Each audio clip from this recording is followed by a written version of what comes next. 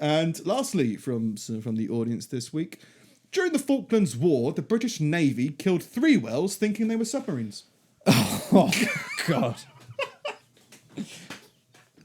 2 of them at once, because they had sonar, and sonar doesn't pick up such a submarine. Picks up massive... Oh, man. They just blew up whales. Oh. Fire! Oh, no.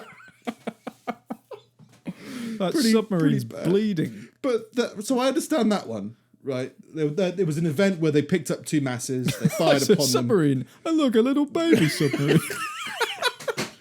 They've got some crazy technology.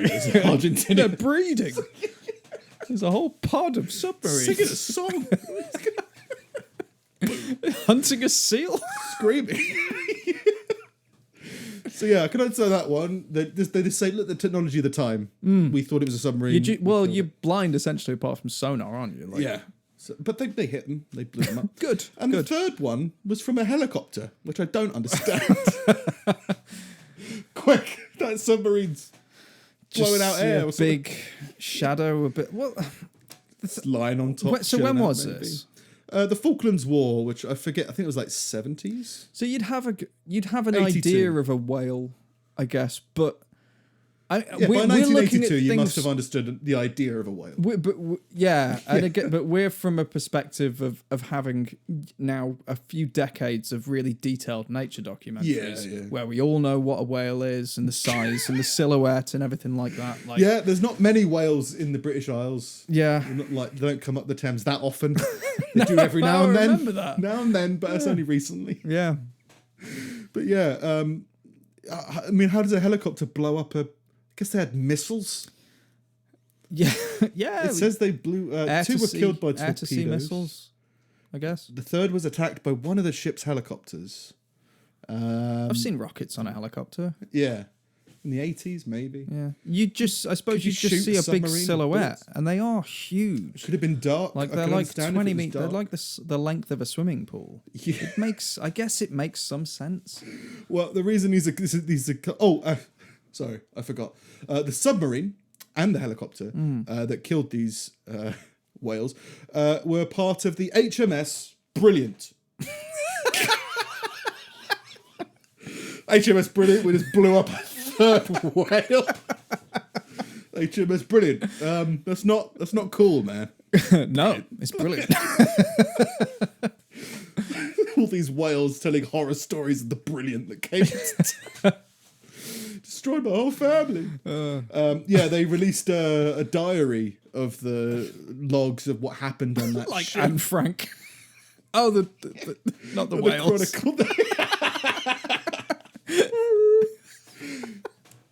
Kaboom.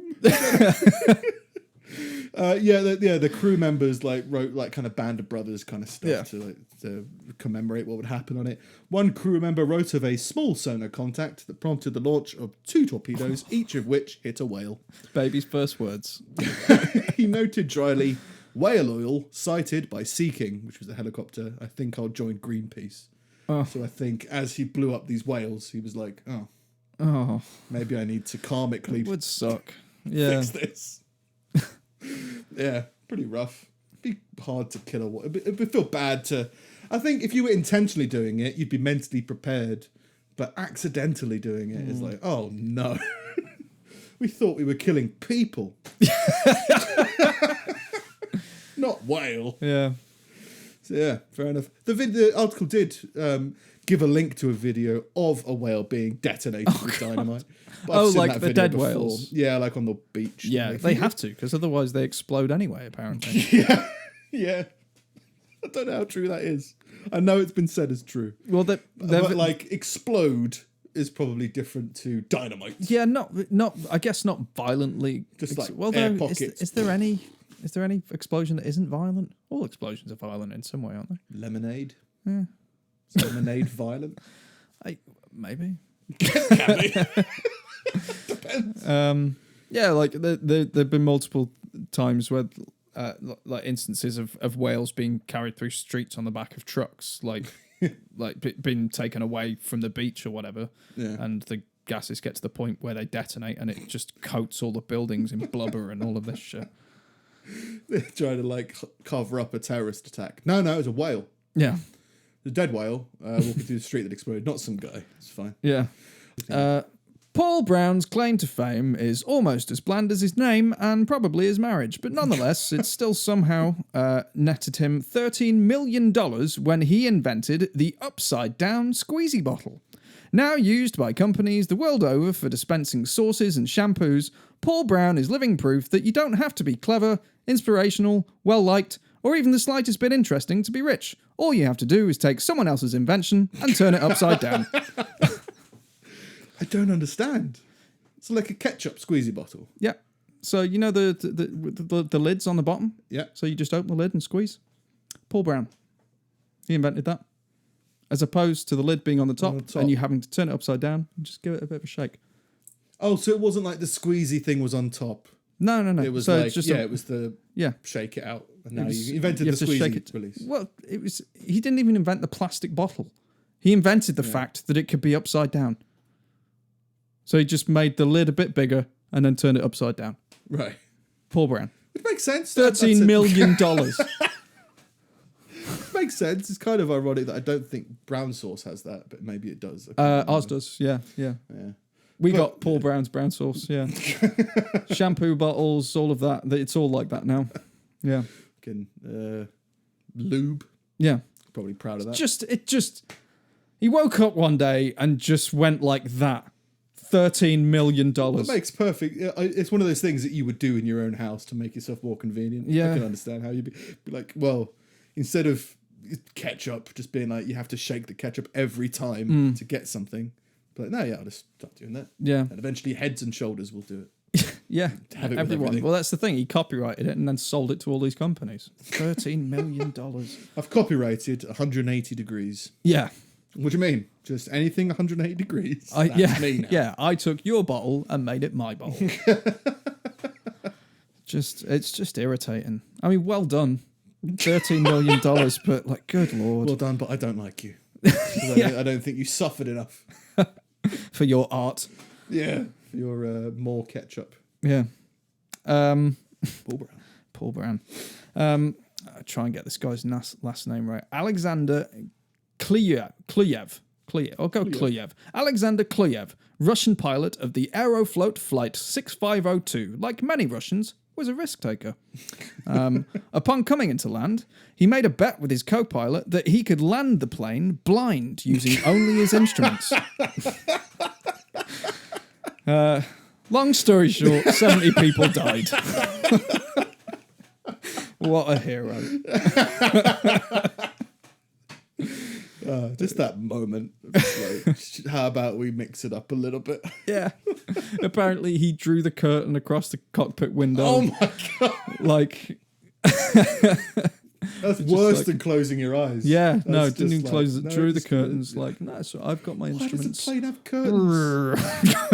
Why does the front windshield of a plane have curtains on it? My only thought was like... It's not like a truck where you stop off in the services and you have a quick sleep. Well, yeah, I guess someone's got to be awake at all times, haven't they? So, like, you don't... Yeah.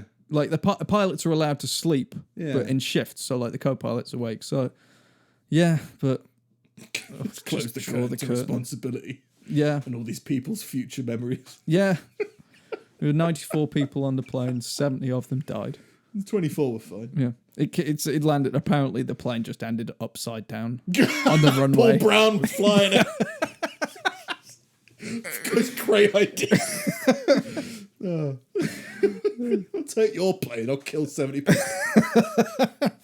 I'll kill fucking 65% of your whole crew. Of your passenger load.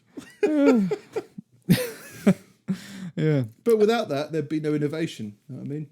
What, without Paul Brown? Without that risk taking. It's that thing. I don't think it's innovative to kill 70 people. Well, you have to be it's like... not innovative to crash a plane.